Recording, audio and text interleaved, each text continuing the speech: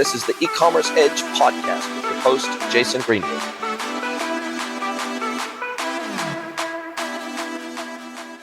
Hello, everybody, and welcome to another episode of the E-commerce Edge podcast.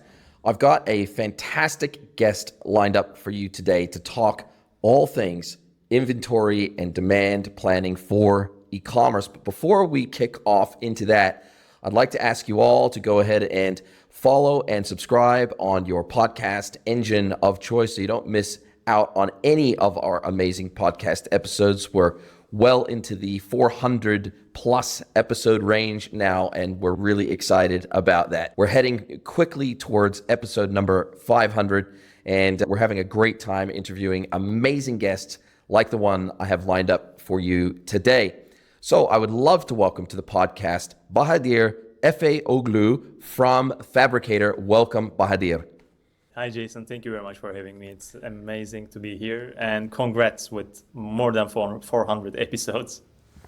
It is a big mission. When you want to be committed to a podcast, they say that pod fade is a thing, and they say on average, I think it's something like 95 or 98% of podcasts never get past episode 20. So I think if you're in the minority, if you get past episode 20, you're in the extreme minority if you get past episode 50. And I don't know what minority you're in if you get past episode 400. So thank you very much for coming and joining us today for the chat. My pleasure. Now, before we get into what Fabrikatör is and does, and I am very excited to talk to you about this platform because I think you're addressing or trying to address a challenge that most e-commerce brands have at one point or another in their lifespan. But before we get into that, what is it that drew you into this beautiful e-commerce world? Everybody's got their own little story. When you were senior product manager at Marley Spoon, you founder and co-host of D2Cville, so clearly you have an affinity for D2C brands. And you've been building and running as the CEO and co-founder of Fabrikatör. You've been doing this for over 4 years now. So what was it about retail, D2C, e-commerce, B2C, etc.? What was it about this space that made you go, yep, I think there's an opportunity here, and this is where I want to jump in with both feet?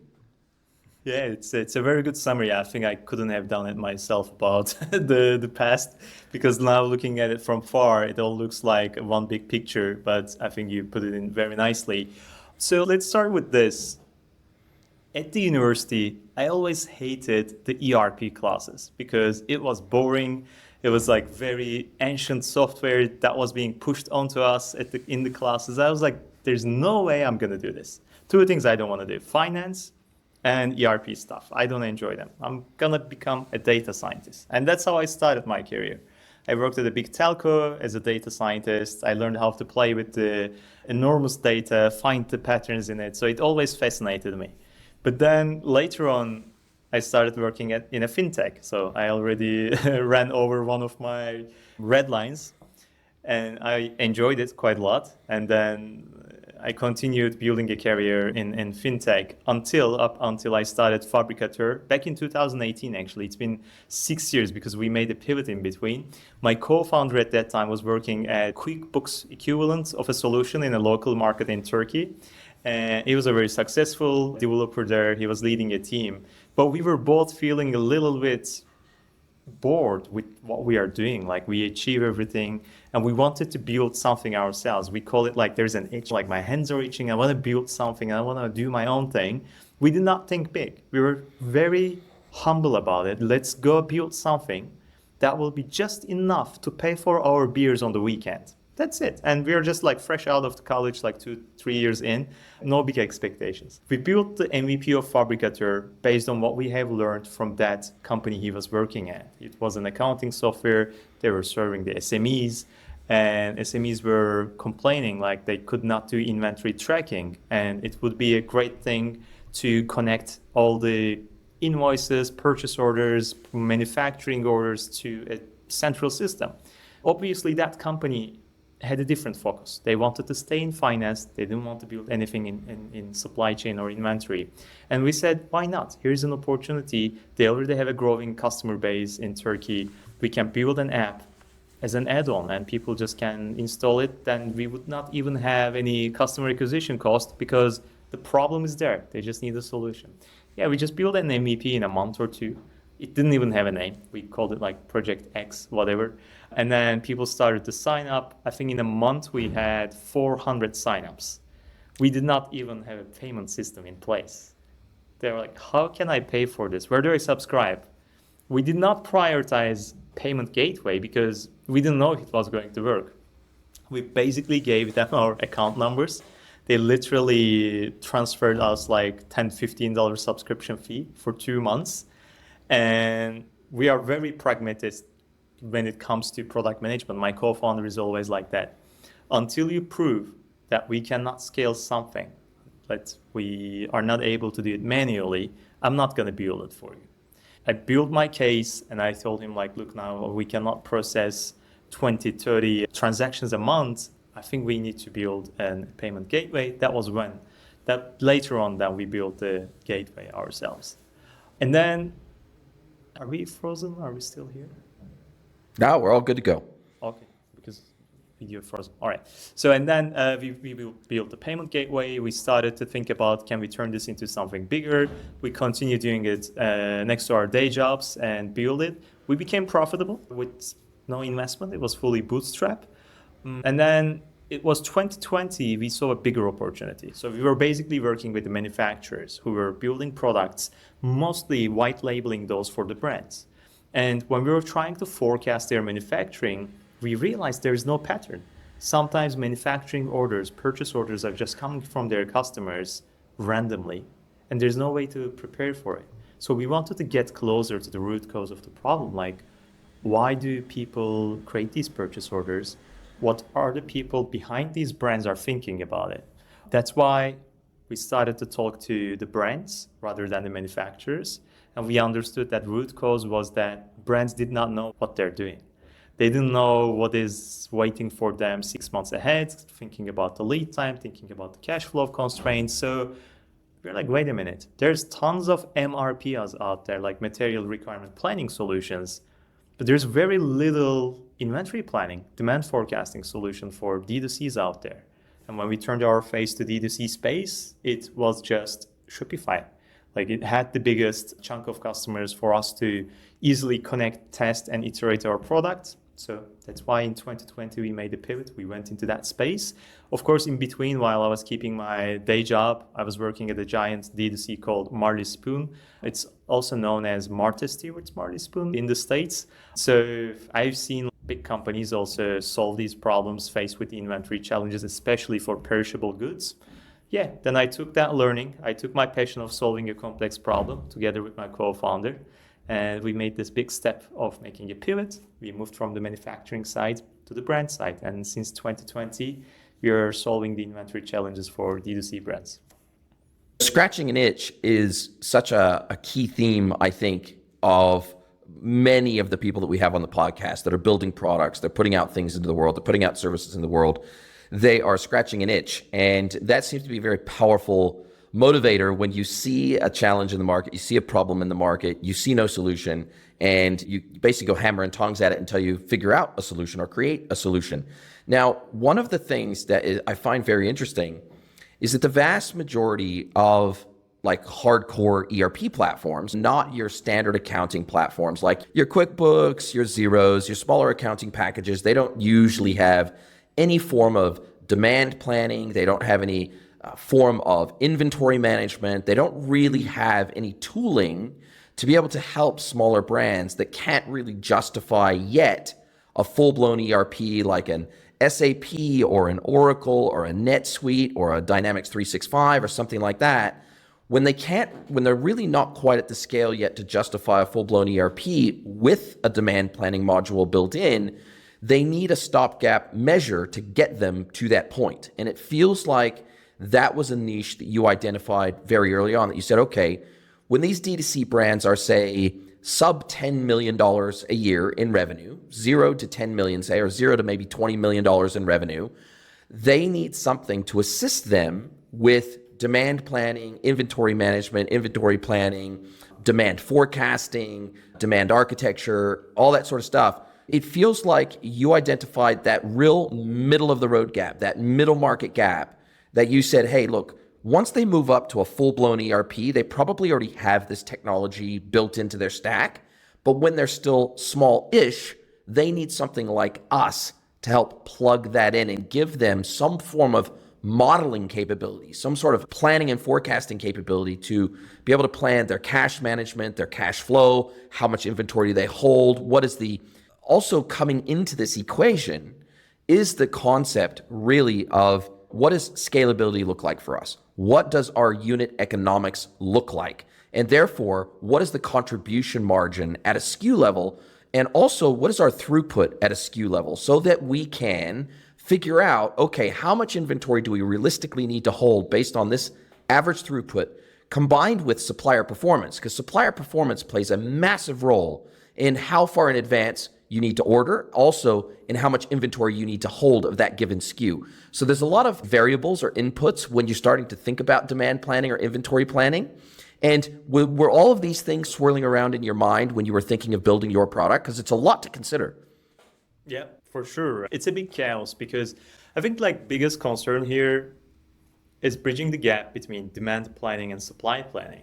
D2C business is all about generating demand. It's your ads, creatives, branding, stories, everything that you put through to make people come to your website and buy products. If you think about it, I'll oversimplify it. So I will oversimplify it. So excuse me, marketing people, but $1 increase that you put in your ad campaign today can yield the results tomorrow latest. You will see how your campaigns are reacting to the budget changes. So it makes the planning easier, at least for short term.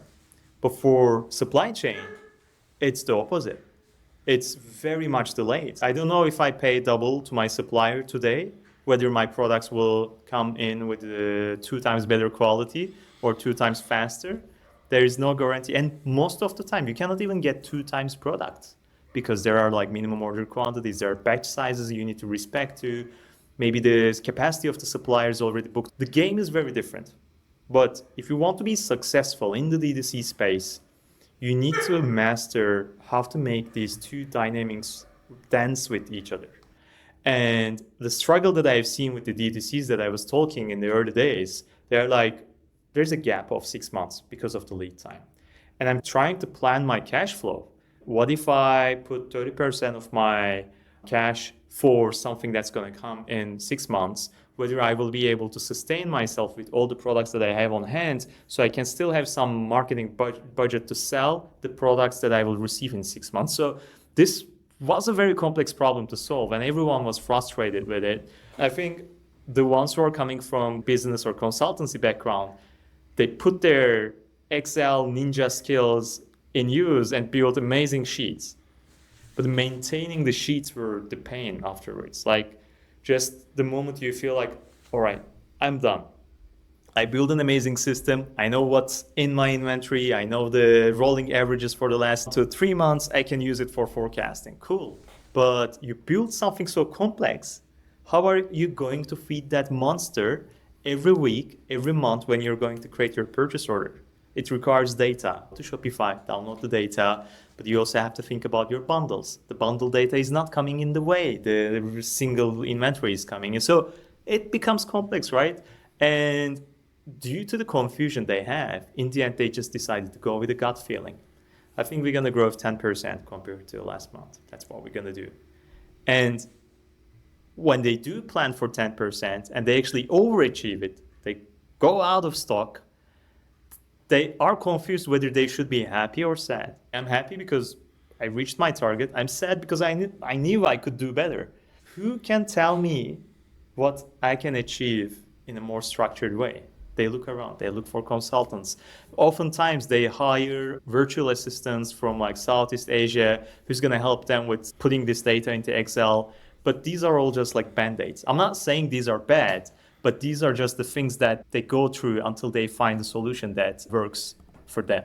So that's how I've seen the story on the merchant side. And look, this I think is really, it becomes an acute problem when you are getting into larger order volumes, maybe even smaller carts, but larger order volumes, larger order numbers, larger order quantities, larger customer counts, and also bigger catalogs, right?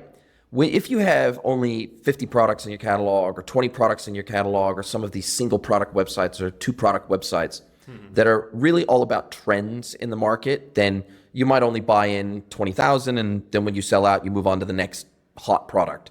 But when you start getting into catalog sizes of 1,000, 10,000, 100,000, 500,000, this is when demand and inventory planning starts to become a really acute problem.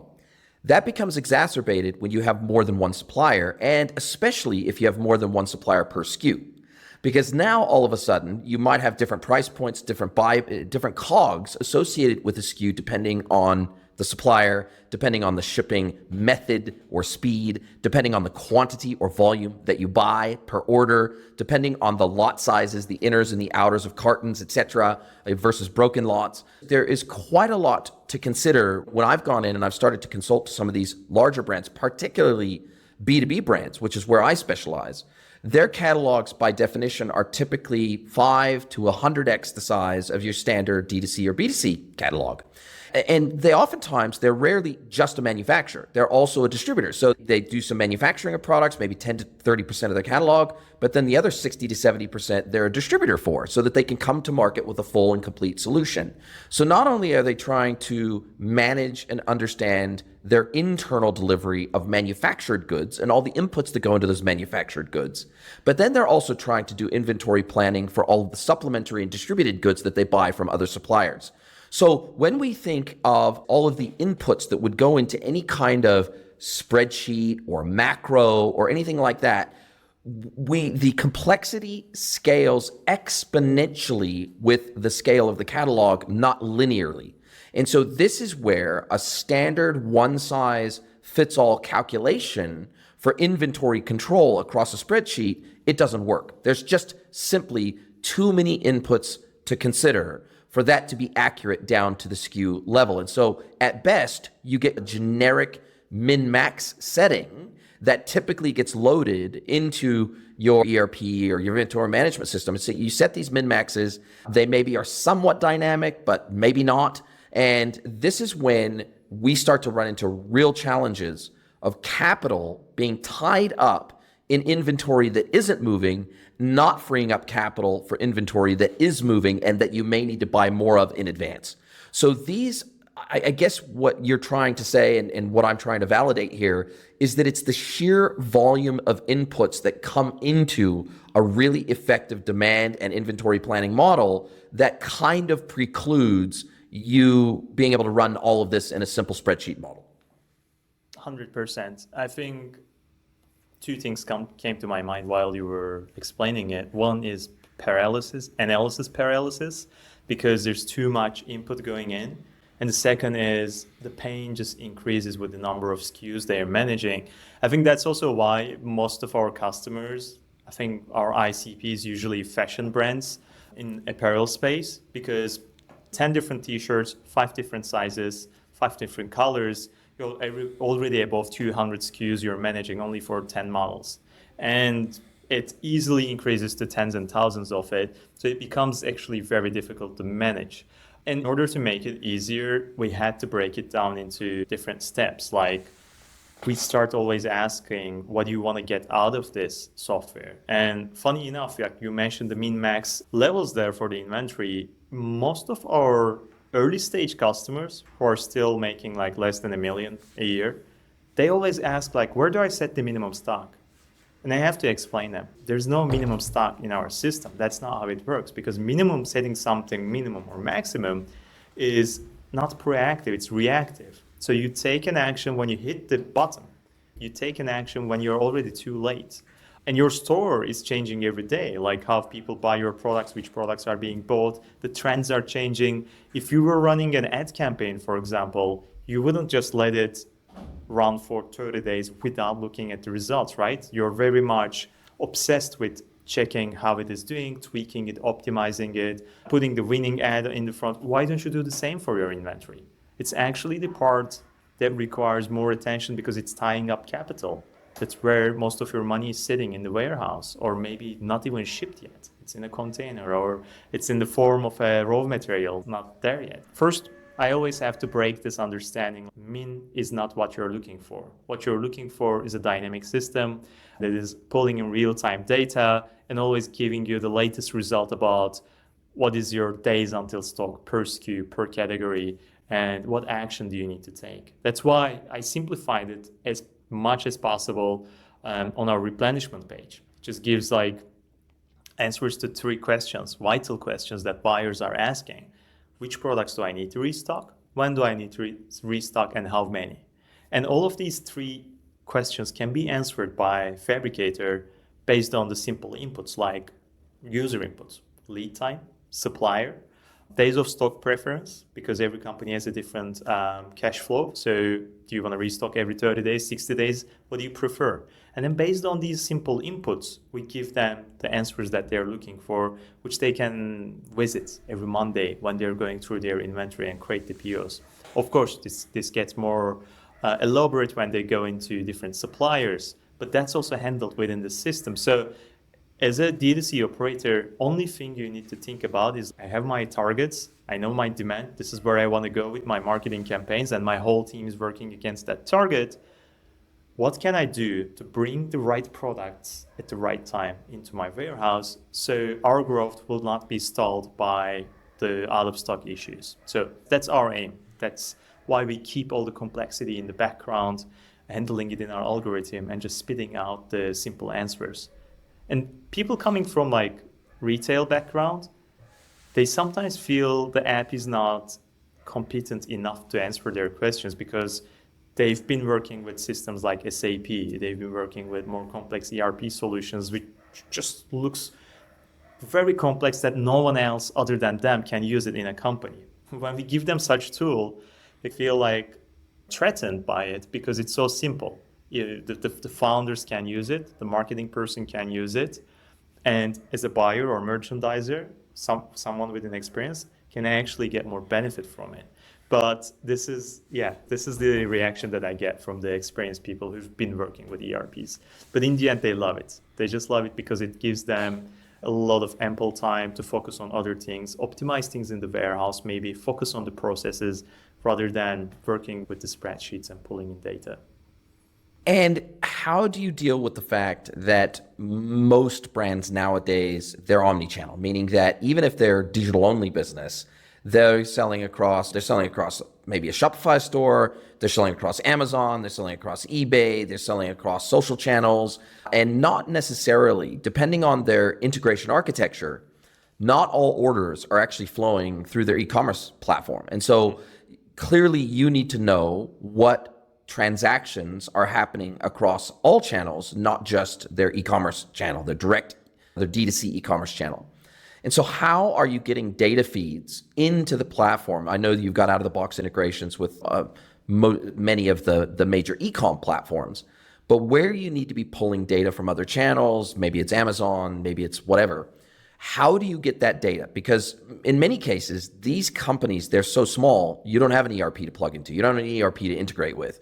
You might have a Xero. You might have a QuickBooks. You might have something simple to where as those orders flow in and integrate into those platforms, then the total number of inventory holdings per SKU within that platform will adjust based on sales across all channels. But in many cases, that's not the case. And so do you find that because you are dealing mostly with SMBs, you're not dealing with large enterprises, that getting the correct transactional data into your platform is actually a challenge so that you know what the sales data looks like, so that you know what the throughput and the volume and the momentum looks like down to the SKU level? Mm-hmm. Yeah, it's a very good point. I think the baseline requirement for anyone to use our app is having a solid inventory tracking system in place. Sometimes I meet with people who doesn't even have SKUs in their system. Like, how do you know which product is which? Oh, we just know. Well, yeah, but that information needs to be transferable to another system or an expert who can work on it. You need to cover the basics. You need to have the accurate inventory data, at least in your Shopify or any other channel that you're using, because we need that to make a forecasting. I think the best case here is the customers who are working with the 3PL, because 3PLs are businesses that are built to give you accuracy and efficiency on the fulfillment side. So it's also their duty to keep track of the data in the nicest way possible. So it works very well for us as well. But what we do, we take Shopify as the source of truth. And Shopify is a great source of truth when it comes to inventory levels and order data. Even for omni-channel, like if you integrated your TikTok shop, for example, we will still be having the order data through the TikTok shop, through Shopify, and then we use it. We haven't been doing much omni-channel integrations ourselves. We were always pulling it from the aggregators. But now recently we started doing it with Amazon as well. So the requirement for us is to have a matching SKU or the customer manually matching the SKUs on both platforms if they're different. And then we aggregate the results. And they always have the option. I want to manage each location separately, or I want to aggregate my whole inventory, because when I do my purchase orders, I don't think about the channels. I just look at it at the company level, top-down approach. What is my sell-through rate? How many items I should buy, create that big PO, and then split it into channels or locations if it's needed based on how each location were performing. So that's how we approach this. But moving forward, I think today, maybe Amazon plus Shopify, they will cover a big chunk of the market, but actually we cannot just limit ourselves to that, because e-commerce is happening anywhere and everywhere. That's why we're building a platform agnostic solution at Fabrikatör. So you will be able to bring in data from any platform you're working with, whether with the API or whether with the aggregation solutions that we are working with. I think anyone in commerce, I'm going to call it commerce right now, because the E part is always not very clear anymore, because you can just take your Shopify POS, go on the street and sell in a local market. That doesn't make it e-commerce anymore. So commerce is happening everywhere, and we have to be where the transaction is happening. That's why we are heavily invested in integrations. This is the downstream, like where we get the data, but there's also the part where we need to work with QuickBooks. Like, I don't read the inventory from QuickBooks, but I need to send my purchase order to my QuickBooks so my accountant knows, so we can calculate the COGS in a better way. So we also have such integrations focusing on sending information from our side to the other parties.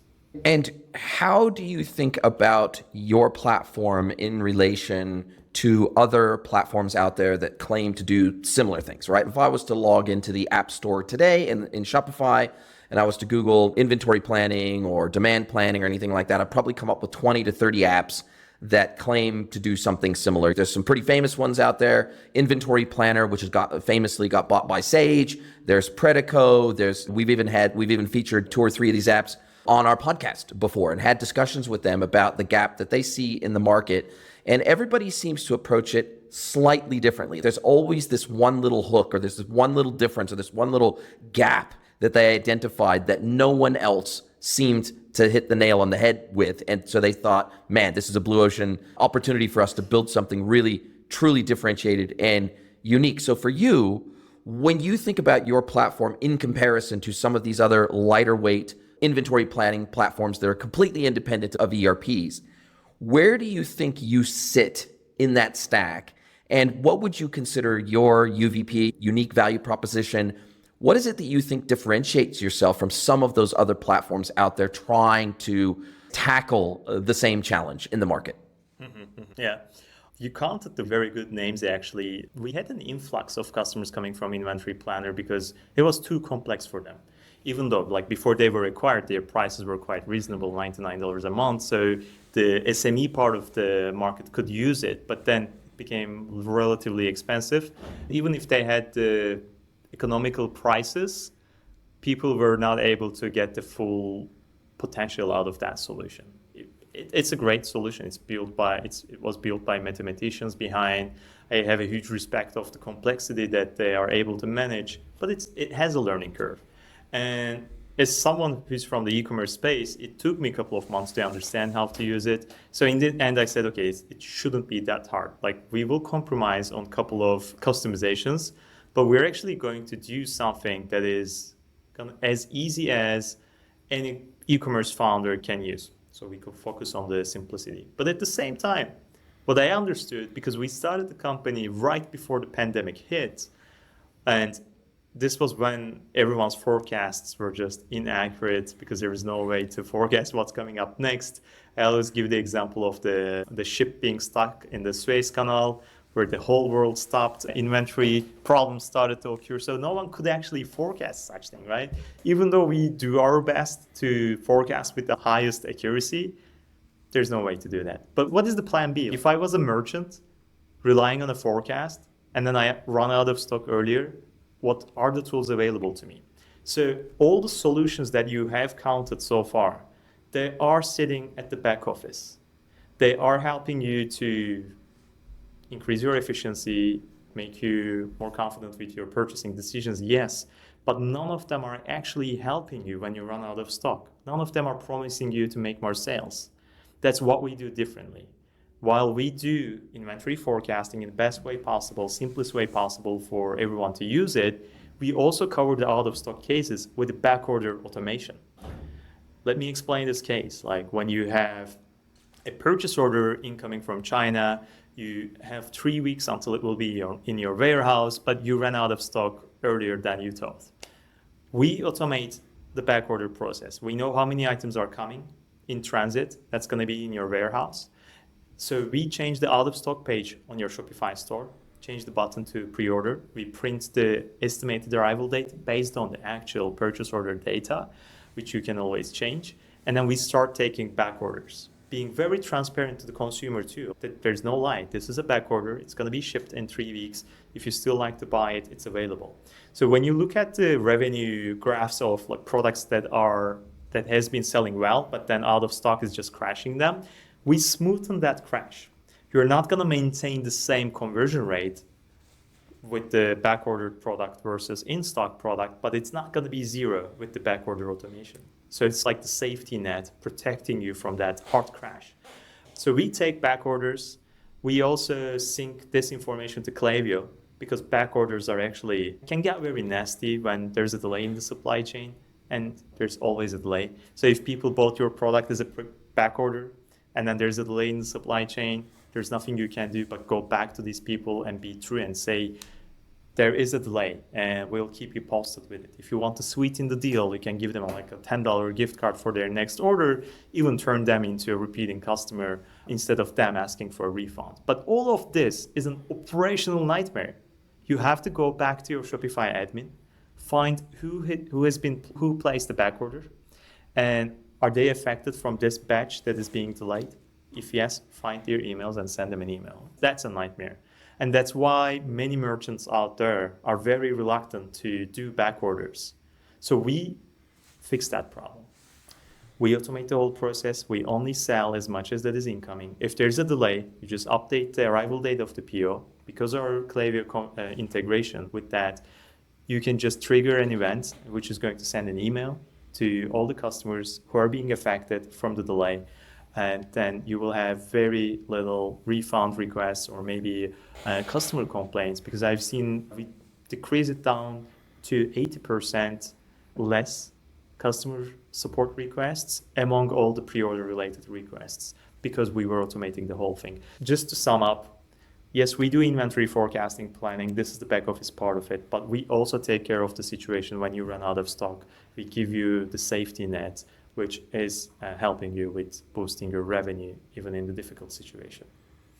To me, this is actually the more valuable part of your platform, and in my opinion, you're right. And the reason I say that is because unlike some other platforms like BigCommerce and some other e-commerce platforms out there, Shopify does not have a native pre-order / backorder function. It doesn't have the ability, apart from putting a custom field value in there with the availability date, the inventory inbound, the messaging. You can do all that through a combination of Shopify Flow, triggers from external systems, bringing in data from external systems, adding custom attributes to products or tags to products that you then can display on the front end through the PDP. Like, you can achieve that through custom development and custom integration, but operationalizing that and then integrating that is a very complex consideration.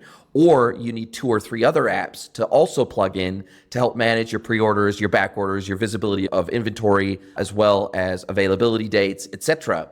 And so I think that, to me, the fact that you automate that end-to-end workflow based on the rules set by the merchant and the message that they want to give on the PDP, plus the communication via email, etc., and giving them optionality if something goes wrong with that inbound shipment or it's delayed, to me, that feels like you're closing the loop. Instead of just being a background function that helps the business operate more efficiently and manage their cash more efficiently, this actually improves the customer experience at the same time. And that to me feels like almost like I hesitate to use the term silver bullet, but especially for SMBs that don't want to go and spend a ton of money on custom front-end logic, custom back-end integrations, as well as custom Shopify flow functions. If you don't want to do all of that, then having an all-in-one solution that can help you manage your inventory,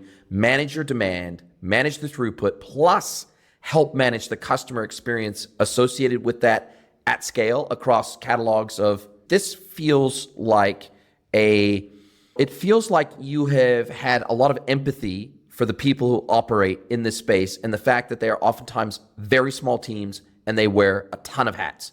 They're doing the sourcing, they're doing the marketing, they're doing the website updates, they're creating the creative for their ads, they're doing the creative for the website, they're creating their tiles, they're doing all of these things in the background, plus they're trying to manage tax compliance and they're trying to manage their cash flow and capital and warehousing, and perhaps they're doing it themselves, they're doing their own shipping in some instances from their own office or their own warehouse or their own garage. And so in these scenarios, these business owners and leaders and founders, they already have a very full plate. So basically any operational function that you can take off their plate like this one at scale moves the needle massively for these businesses. And in some instances, it means that they can scale to a much larger business before they need to hire a dedicated inventory manager or a procurement manager or a warehouse manager, before they need to hire someone dedicated to internal logistics and inventory management. They now can scale to a much larger size before they even need someone like that. Yeah. And that it allows these brands to take a stepping stone approach to scale through technology, and that feels like a massive win. Yeah, that's what they say when they start using the backorder automation. You said something very nice in between, like you said, you guys must have a great empathy for people with a full plate of things. And that's actually very right, because I have 10 years of experience in product management, and one thing that I learned, build it for the people. So in my first year, I talked to more than 200 merchants without having a proper product. I was just trying to understand what is the pain that they're going through. And this backorder feature was actually, it was actually a feature request from one of the brands that are selling very well, but they were very upset because they were out of stock just before Black Friday, and their inventory was going to be in right when the Black Friday ends, but they couldn't make it on time. They're like, can we bridge the gap? And we built it for them. That little feature now became part of our business model and actually generating tremendous revenue. And you also mentioned like stores not wanting to build a custom solution, or maybe they need a couple of apps combined to run such operations on the back orders. You're very right. There are a lot of agencies who are just sending us customers because they don't want to build a custom solution for that.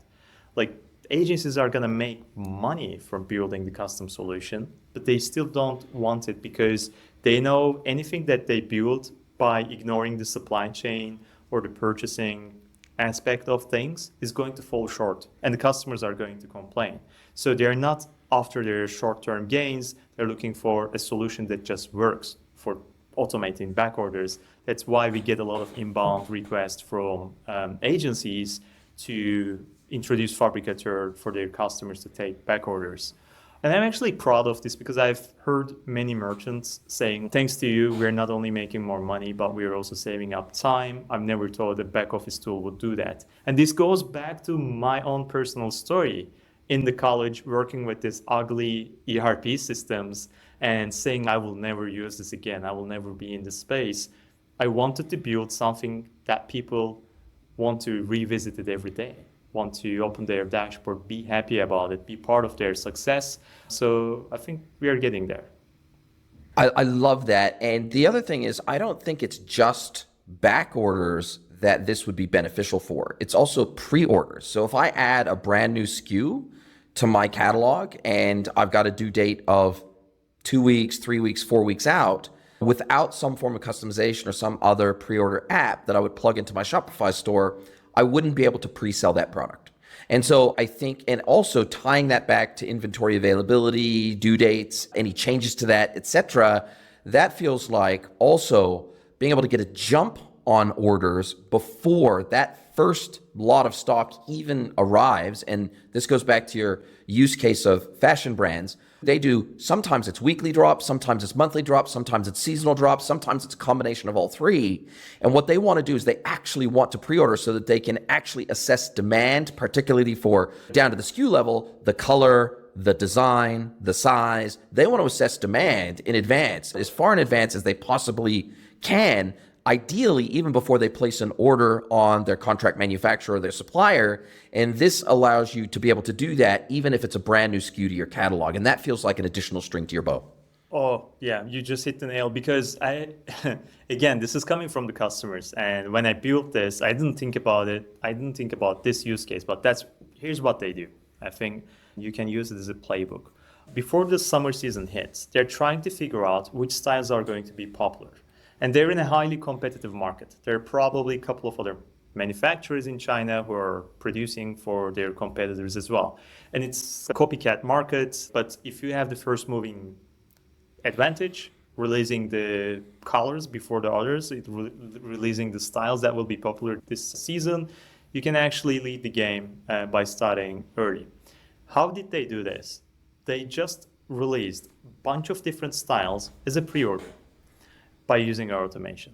They collected the data, then they expedite the purchase order to the manufacturer and shipped via air.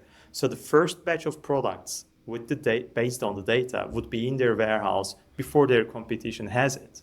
They started shipping these things until the competition understands what's leading the game or not. They were already ordering their third batch of order within that season, and they were pretty much done with their sales target. So use it as a research tool as well, because it gives your buying time. And with that time, you can decide what to do with it. Get ahead of the competition, get ahead of the game, buy the data that you cannot buy elsewhere. What is going to be popular this summer?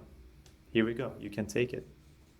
Love it. And what if we were to look out 12, 18, 24 months from now, what are your customers asking you for that you don't yet do? Or what are some of the other gaps you've already identified in the marketplace that you say, hey, look, we don't do this today, but we think it's a massive opportunity and we're planning to execute on this. So if you were to prioritize some of those things that are like top of mind for you right now, for your customers, what are some of the things you're working on and looking forward to? Mm-hmm. Yeah, I lost you a little bit because of the connection, but I think I understand the gist of it. So what is the roadmap for the next year and a half? So most inbound request is about expansion. We're going to open a new warehouse in that location. Can we do warehouse specific planning? Or quite the opposite, can we aggregate all locations together? Can we include Amazon? Not just FBA, but FBM at the same time. So they keep also switching the execution models they have. Exactly. So we are trying to be more adaptive to these changes because we're not in any place to enforce our way of working to our customers. We need to build something that is flexible enough to work for everyone under any condition to support their growth. So this is one thing we're focusing on. Omni-channel support is definitely the primary focus right now. And the second thing, we have a feature called Plan feature is not only about your next purchase order. It's about building a financial plan for your company for the next 1 year or 18 months. So there are two ways of doing it for us. You can use our AI machine learning model. You can use the last year's sales data flat, just take the numbers from the last year, project it to this year, and apply your growth rate by answering the questions while you're creating the plan. And then play with that demand plan. This is your playground. This is your unconstrained dreaming area where you can brainstorm with your marketing teams how much we can actually sell. What are we able to sell this year? Don't think about supply chain. Don't think about MOQs. Just focus on your dream.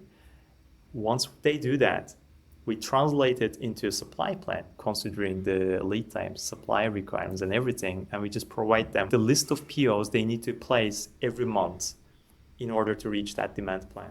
So we already have this as beta, and now we're going to release it for special days planning. So there will be a couple of templates for planning the Christmas, Black Friday, Valentine's Day. So they can actually, without switching the marketing mindset, they can come into Fabrikatör and plan their inventory based on that campaign period. We're going to introduce more features like collaboration features where you can invite your marketers, leave comments, discuss on the growth projections, lock it in, and then turn it into a supply plan.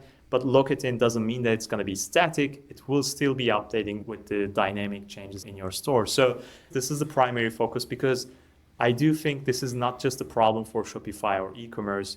Any business who's selling physical inventory and keeping track of digital transaction data needs this, and they can benefit from that. And that's the big vision actually we are going after. We're going to be wherever the commerce is happening with physical inventory and digital transaction data. And do you have any vision for, you've already discussed some of the light usages of AI, but do you have any visions for plugging into platforms like Meta, Google, even Amazon ad platform?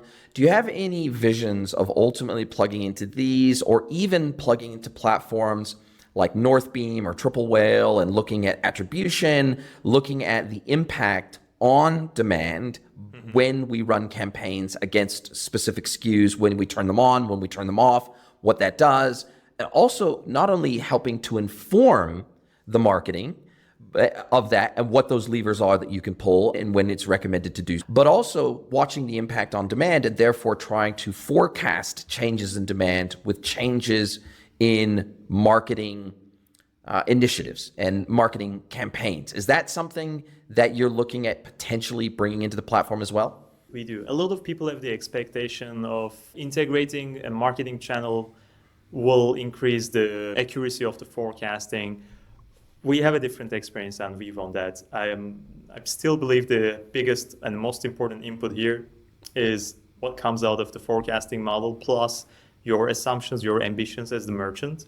So connecting ad platforms are not gonna magically improve the accuracy, but what it will help when you're building your demand plan, you will be doing it within the single screen and seeing, oh, what has been my CAC for this product group in the past 6 months. With that assumption, actually based on actual data, I can forecast my next 6-12 months without have to jumping between Meta and Fabrikatör. And actually, you also mentioned a very good name, Triple Whale. There's a lot of data we can use, especially on the attribution side of it, not to enrich the forecasting itself, but to combine the valuable data there and bring more enriched product analytics. We could also do the vice versa. If we pass the purchasing schedules to these platforms, they can also project their cash flow positions, combining with marketing plans. So there's a lot of joint value. And actually, I don't know when our podcast will be live, but on 16th of September, together with Triple Whale, we're going to host a webinar, thanks to Portless, another amazing company in the space, about inventory planning. I've had Portless on the podcast, so you did. Amazing Right. Guys. Yeah, I had Izzy on. Amazing team. Exactly. Portless is hosting this podcast webinar actually, and Triple Whale and Fabrikatör is going to be there. So if anyone who can catch it, either the recording or the live session on the September 16th, I think you will see both what we think of forecasting and joining forces on that side. Absolutely love it. Now, if anybody wants to get a hold of you, I'll drop your LinkedIn link into the show notes. I'll drop your website link into the show notes. Other than that, if people want to get a hold of you and discuss all things demand planning, supply chain, SMB business, and managing all of these challenges operationally, etc., what's the best way to get a hold of you and have a chat? Just send me a DM on LinkedIn. I'm super open to talk with anyone, and I love learning from people. And if I can help them with my experience, that's even better. So yeah, LinkedIn is the best channel. Absolutely love it. Now, as we come down to the end of our time together, and man, an hour has absolutely flown by, this is where I get to flip the script, hand the microphone over to you, let you ask me one question, any question you like, can be personal or professional. Bahadir EFEOGLU from Fabrikatör. What is your question for me today? Loved it. All right. Since you have been in B2B, I would like to ask you, do you think you can forecast B2B orders? I think it's absolutely not only possible, but it's even more complex. There are more inputs and more challenges in the B2B space around demand planning and inventory management than even the D2C and B2C space, because we're moving from selling individual orders and individual items. Usually now we're selling cartons, pallets, and containers. But many of the same inputs, there are many of the same inputs. When we think about, okay, cool, I've got a manufacturer, I've got maybe a BOM, a bill of materials that I'm trying to buy in and I'm trying to source to be able to either do light manufacturing or assembly or whatever it might be to make my goods. I'm still buying in product, whether it's to value add to that product and assemble it together into a larger product or a combined SKU of some variety, or whether I'm selling those individually procured elements or components as individual items. Either way, I still have to source the goods. I still have to source the raw materials. I still have to buy product in, and I still have to keep enough inventory in stock so that I can manufacture on demand, supply on demand, distribute on demand. And so I would say 100% yes, not only is it mission critical for B2Bs, but I would say that because of the volumes that they are typically dealing with, and therefore the additional lead times that are required in the B2B world, because of those volumes, that demand planning is even more important. It's even more essential. That tying up millions of dollars in cash and warehouses of components and supply is a very cash intensive, capital intensive industry for most B2B players. In fact, it's far more cash intensive than it is for your typical D2C or B2C brand. And so therefore, I would say it's as essential, if not more essential, in the B2B world to do very effective demand and supply chain planning and inventory management. I think those functions within B2B brands are typically highly evolved. But what we're seeing now is that more and more small and medium distributors in particular, who have been running their businesses historically out of spreadsheets, they're running into the exact same challenges now that they are trying to establish, in many instances, these manufacturers, wholesalers, and distributors that have historically only ever been B2B. They're trying to de-risk their business by establishing not only a D2C e-commerce channel, but they are also trying to establish e-commerce for their B2B customers to buy off of them. And as a result of that, they now have more channel proliferation than ever before, where maybe historically they've had maybe a field sales teams, BDRs, BDMs, SDRs, maybe AEs, maybe customer services taking orders via phone, via email, via live chat, etc. Now they're also establishing direct digital routes to market. Maybe it's a B2B e-commerce website. Maybe it's selling through Amazon Business at scale, through marketplaces, B2B. Maybe it's establishing additional D2C channels by brand, by sub-brand. So there's lots of movement and there's lots of innovation happening in the B2B space. But along with innovation comes the same challenges that the D2C brands are experiencing with demand planning. They're having the exact same challenges. So I would say 100% absolutely essential to be able to have that function inside B2B brands. 100. I cannot agree more. Can I just leave one tip for anyone who's Please. B2B and D2C side by side? If one day you decided to forecast, you will be thankful if you follow this advice. Keep your B2B and D2C or B2C orders separate. Tag them, do something, keep them separate. When they're blended in, when you look at the history, it's very difficult to forecast when you have the outliers of B2B orders in. So please consider that. I've seen this difficulty in the first hand. Could not agree more, 100%. And that's why I always suggest that these B2B brands, if they want to have an e-commerce capability, that they actually have completely separate D2C storefronts and completely separate B2B storefronts for that very reason. Listen, this has been a fantastic conversation. I've really enjoyed it. I wish you all success with Fabrikatör, and I can't wait to speak to you again soon. Thank you so much. Are you a B2B or D2C e-commerce merchant? Then head over to greenwoodconsulting.net to learn how we can help you scale your business.